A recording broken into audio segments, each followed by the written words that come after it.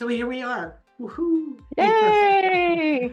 So it's a, excuse me, I have a little bit of a cold today, so I apologize for this. We are celebrating this amazing, beautiful book, Activate Success, Tips, Tools, and Insights to be a Leader in Your Niche. So I'm Becky Norwood with Spotlight Publishing House. I've had the wonderful pleasure of being able to work with these two fine, wonderful ladies to bring this book to the world. And what a joy it has been to be able to do that. First, I want to introduce Sujata Ives. She is an award-winning global career development counselor and leadership consultant, inspiring presenter and international author who equips leaders with intercultural competencies that can enable them to act inclusively on the competitive global stage. So important because our world is so changing, because we are no longer just the United States or just Canada, we're a global world and many people work globally. Welcome to Sujata, and what a celebration today. Thank you. And now we also have Sandra Horton, and she resides in Canada. And Victoria, is it? My brain. I'm actually in the Lower Mainland. I'm in Port Coquitlam in Vancouver. Okay, and my brain, is it Victoria? Is it Vancouver? It's all beautiful. British Columbia is a great place. Sure. Sandra is a leadership.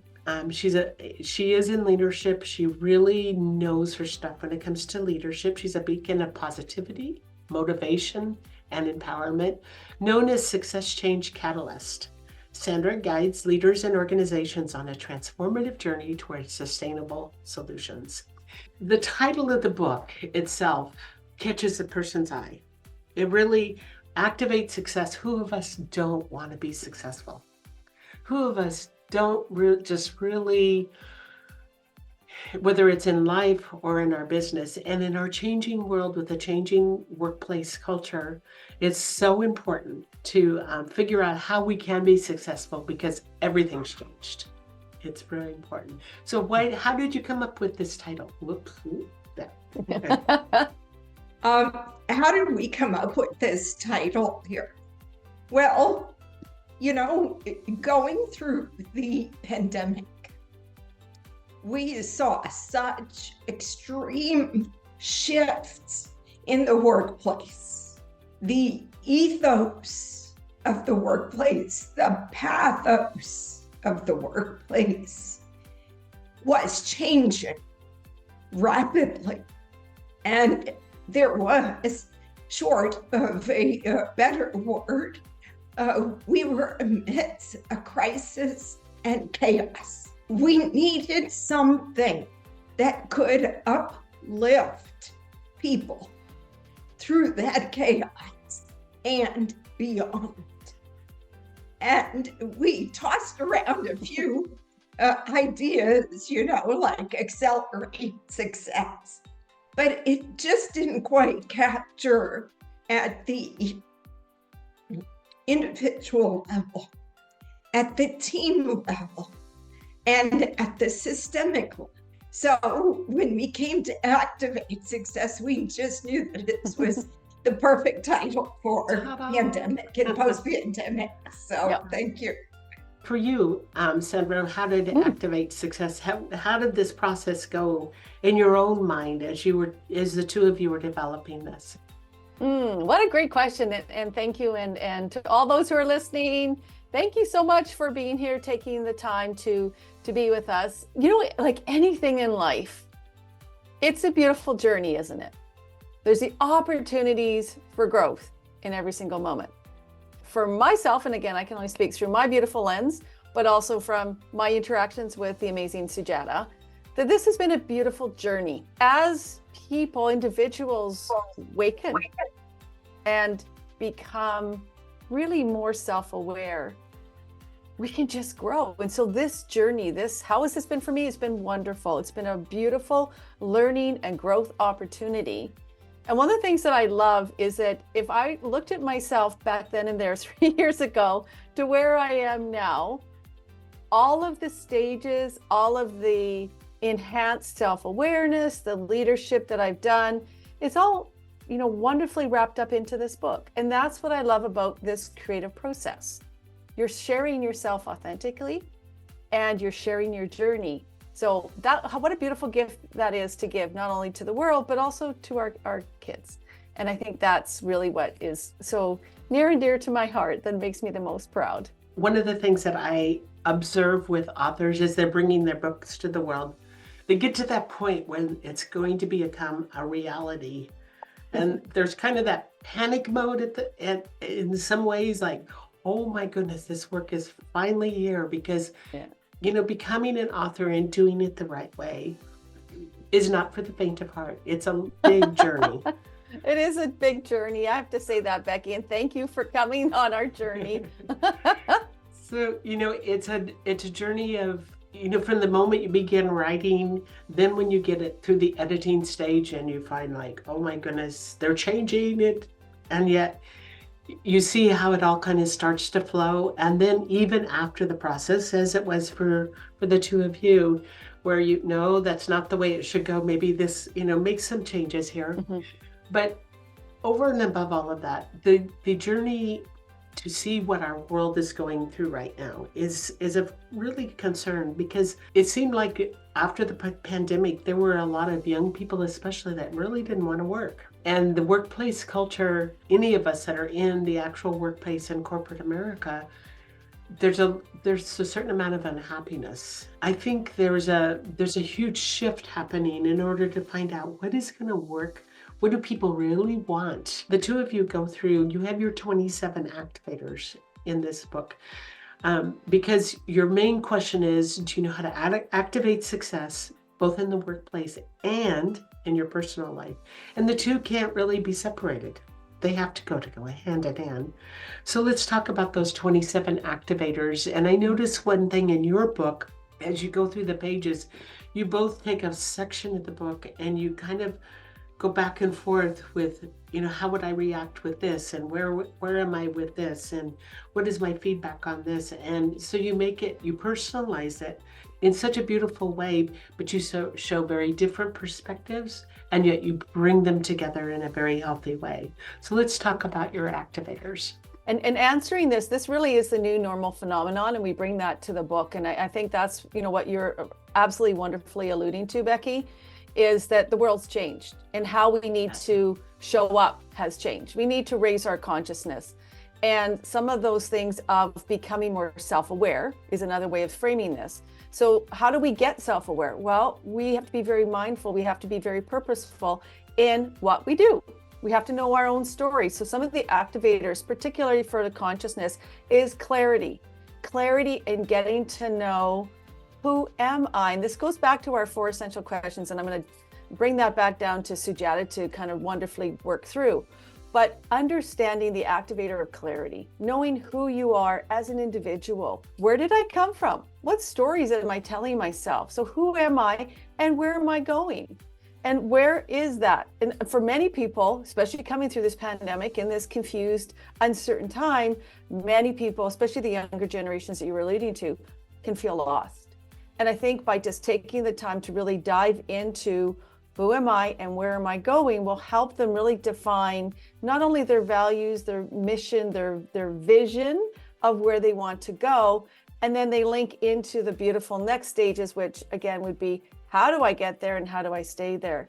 So I'm not going to go through all that because I think Sujata will do a wonderful, more of a deeper dive onto that.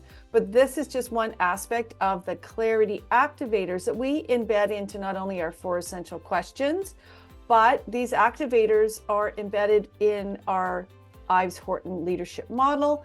And also each chapter has 2 activators. So we really dive into how you then can become aware of them and then go and bring them to your life and to your work. Beautifully said, Sandra. Sandra, that was a wonderful, wonderful synopsis of the activators that we have in the book. And as Sandra said, we offer you 2 activators per chapter from our own experience. This is what we've seen. So this book is to activate success for you at 3 levels. Like I said before, the individual, the team and the system. And so when Sandra and I sat down and said, okay, each chapter is a certain niche, what helped us in that niche? What's helping our clients in that niche? And that's how we came up with those activators. So they get you started. We just want people to get a head start because people are feeling stuck. And we just want them to get out of that quicksand or get out of that, clay, that red clay sort of situation. And really, people don't know where to start. And so we've written this book for 2 reasons. Yes, it does say leader in the title, to be a leader in your niche, but it's so much more than that. We start off with self-leading. Absolutely. You cannot lead other people in your family or in your workplace without knowing the self. So we have 3 pillars that go with these activators. Those 3 pillars are self-discovery, change readiness, and sustainable impact. Again, these are the pillars that we came up with because, Sandra's working in Canada. She's in healthcare in that system. I'm in private practice. I'm association leadership. So we're bringing our perspectives, our experiences here to the table to help people to really move forward, not to go backwards, but to move forwards in something new. Now, I want to take this one opportunity, please, to show you one activator that I just could not do without. And this is my husband, Robert, and I was a military wife, and I knew what I was getting into. I knew that I had to put myself on hold, that my success would come later, that my turn would come later. So I just want to publicly really thank you, Bob. And, we really need the support of our families. And it's really, if you don't have a family, get somebody to, choose somebody that has the same values as you do to become your family. Create your own family. That support is so very important. And as an immigrant and being bicultural, coming from India, I'm just so elated to have this beautiful family, to have beautiful friends such as Sandra and Becky, and to have written this book to help everybody, in the school system. They say no child left behind. And here we say no man or woman left behind. Absolutely. So, thank you. Thank you. Proud of you. Well, I always say it's the ones in the background that really make the person. They're the ones doing so much to allow us to be able to shine where we shine. And Becky, I want to jump in on that because my beautiful husband Gary has been our rock.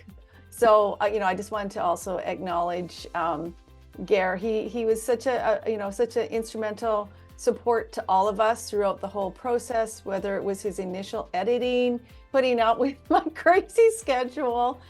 He's always loved me and supported me to be the best version of myself. And same as Sujata would say, really about our family, our extended family, especially on my side, all the kids, grandkids.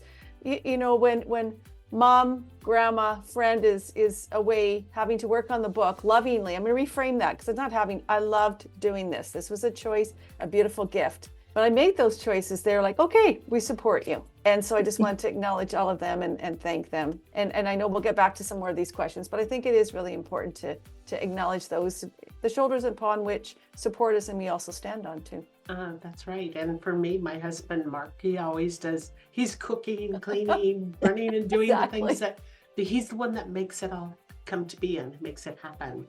You know, because if I didn't have that kind of support, I wouldn't be able to serve in the way I do. You know, I've been thinking about your book in many respects, and I know, so you talk about your foundational constructs throughout the book, and their feelings, values, stressors formula, your empathy ethic principle, and your new normal phenomenon concept. So let's take the first one, the feelings, values, and stressors formula. Let's talk about that in a little more depth. This is gold. If you can grab this from this book, guarantee your conflicts are going to go from here to here. Your understanding is going to go from here to here. Make the connection between your feelings, your values, because that connection is so strong. If there's a breach in something that you value, that's what causes the stress. So I'm going to give you a really easy example because, you know, this is something that comes out in client sessions. Let's say that cleanliness is a value. If there's an unkempt room or house, that's going to cause stress in the person. You see? So stress is extremely individual to your values. Absolutely. If you don't value cleanliness, it's not going to bother you. You're not going to be stressed. So make sure, you know, in that chapter 1, chapter 2, chapter 3, that you're getting this richness, that the bells go off. Make a values list. What do you value? Because it's the breach in those values: cleanliness, peace, harmony, fun, excitement, whatever your value is, make that list. And if there is a breach, what are you feeling? Go to your feelings list. What am I feeling and why am I stressed? Now, if you don't address that stress at the stress level, remember there's the mind-body connection. So it's going to go from here. It's going to manifest in your body: a stomach ache, headache, foot ache, heartache, whatever. It's going to manifest in the body. And if you don't address the body, then you're going to go into the burnout stage. Okay. So there are levels to this mind-body connection, but it's a golden formula to give you in there. So please, you know, just see if you could just grab it, try it, and then please write to us. Let us know how that formula is working for you. So thank you, Becky. And your thoughts on the same subject, Sandra? You know what? It was so wonderfully said by Sujata. And, you know, I guess I would ask everyone who's listening is just to reflect on yourself, reflect on your past situations, and, you know, gee, how are things showing up that maybe aren't, they just don't sit well, or perhaps you're starting to have more conflicts in work. This is why it's so important today, because we're on this heightened reactionary kind of path versus a response. And I think this is the opportunity in leadership to say, okay, whoa, what's happening for me? Understanding and part of my core change that I had way back when that I bring to my own personal leadership today is really owning my own values, knowing my values. I don't, and this is an interesting piece, and I'm mindful of the words that I'm saying. You don't need to own your past ways of how people defined how you should be, could be, all those kind of blame game kind of words. Go with what's important to you. And that's why we always go back to our essential 3 pillars, which is self-discovery. You got to know yourself. What are your values? How do you want to show up? When I look back at my Royal Roads University, when I did my master's in leadership, one of the fundamental things, that aha, eureka moment, maybe some of you have had those, it was like, oh my gosh, like I understood that I had been living someone else's values. Those were my parents. And this is resonance for many, many people around the world, and particularly in certain cultures where those norms are very strong. Cultural is really embedded into that way of being. And so when I was able to stop, observe, and make a new decision to reprogram, or as we say, code shift, is, you know, in the psychological world with Sujata, is really to be able to understand the power of the unconscious mind and to say, I'm choosing a new way forward, letting go and making more positive words versus the negative self-limiting beliefs, and identifying the values and then choosing how to step into them. This actually leads into our second big one, which is our empathy ethic. And so I'm just going to jump into that just for a quick moment. We experience people, we feel people. Even as we're speaking to you now, we're resonating in a certain way. You're picking up that we genuinely are super happy and excited, and that we do care. In work worlds today, we need to bring an empathy ethic. It's a way of being, it's a way of caring, it's a way of showing up consciously so that it's not just a me, it's a we.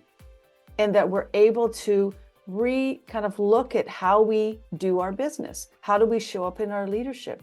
Are we open to others' perspectives, especially in this large, beautiful, interconnected global world that we live in? So many different cultures and ways of being that we have to understand others' perspectives. And there's a difference between my perspective, which is how I see out of my lovely lens, and the perception, which is how I've been framed and taught and kind of learned those ways of being. Right. So empathy ethic is foundational to conscious leadership today.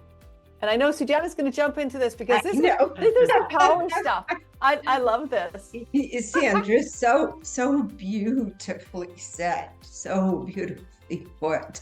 What we want for the new normal in moving forward is we want people in the workplace and in personal life to adopt empathy as an ethical principle, as an ethical duty. So in the book, we put there, stop running to your boss, stop complaining, stop whining. Those days are over. This guy's not pulling his weight on the team or whatever complaints you have. Instead, adopt that empathy ethic. Go to the person. Can I help you? I see that you didn't meet the deadline, so let us help you.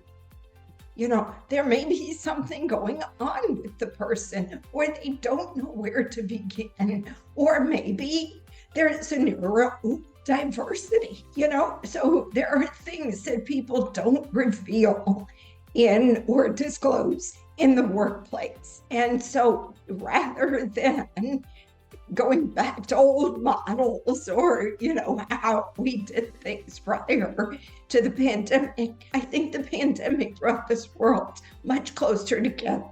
Absolutely. It was like, okay, China is all the way over there, India is all the way over there, but we know how small this world is. We want you to know yourself so you can know others, right? So that's your schema. That running to the boss may be your schema because you were raised like that, or, it's coming from your background, your experience. So you always have to step back and say, what's resonating inside of me that's causing these feelings to come up about this guy? Always introspect first.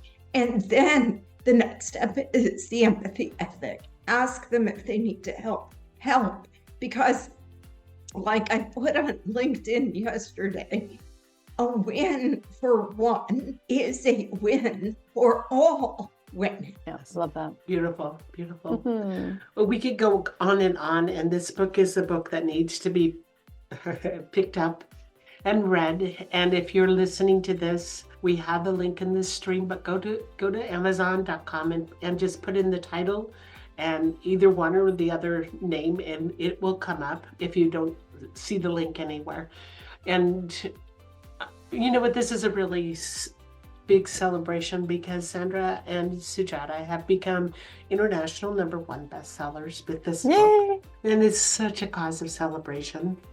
It brings such joy because this book has so much of value inside of it. And as you pick up the pages, they have a workbook that goes right along with it to help you take what you're reading and mulling around in your head and in your heart down on paper to really kind of see where you are on a personal level, and then take it much higher because it very thought-provoking questions, and they have some really cool things the way they did each chapter with like kind of a neural tip. There's tip 1, 2, and then there's also a tool that they give, and then they ask questions from each of this. Questions that make you ponder, go much deeper, drill down into the essence of what it is that you want to become to activate that success in your life. So with a great joy, we're celebrating this day, knowing that this book has come to the world in amazing ways. We know this is just the beginning. Publishing a book is just the beginning. A book is a tool to get your message out to the world.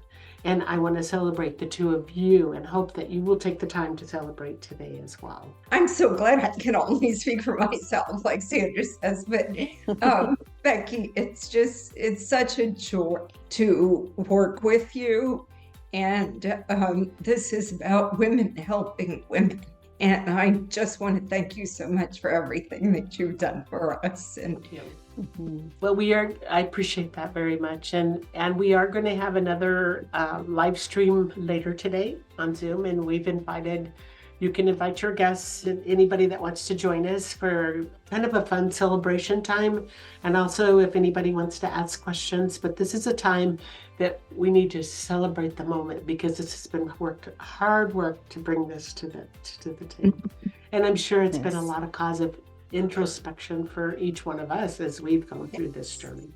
sure. So as we conclude this, celebrate with Sandra and Sujata, trying to get that book in there. Thank you. And enjoy this day. And if you haven't picked up a copy, please do. Thank you. Thank you, Becky. Thank you, you. Sujata. And again, we'll see you later today. Make sure you go to Amazon now and pick up that book. It's available in Kindle. It's available in paperback and hard copy. So this is a beautiful gift to give to your leaders, your moms. This is a belated, beautiful Mama's Day gift, as I always say, because there's such richness in there. And so thank you so much to all of those who are supporting us, who are encouraging us all along the way. And thank you again to you, Becky, and to Sujata. Thank you. Beautiful day. Thank you. All right. Awesome. Thank you. Take care.